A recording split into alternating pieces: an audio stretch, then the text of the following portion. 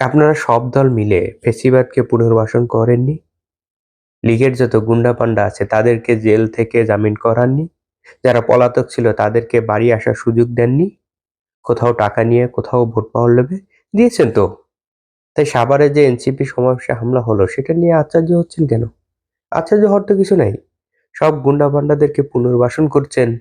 তারা তো এই কাজগুলো করতে থাকবে নাকি? করবে তো। আমি অনেক আগে একবার আশঙ্কা করেছিলাম যে আপনারা যাদেরকে দলে নিচ্ছেন, পুনর্বাসন করতেছেন, একসাথে বসে আড্ডা দিচ্ছেন, পার্টি অফিসে যাওয়ার সুযোগ দিচ্ছেন, এরা আপনাদের পার্টি অফিসে আগুন দিয়ে আসবে। একসাথে থাকবে, গল্প করবে, খাবে, পার্টি অফিসে বসবে, আসার সময় আগুন দিয়ে আসবে। এটাই তো স্বাভাবিক হওয়ার কথা।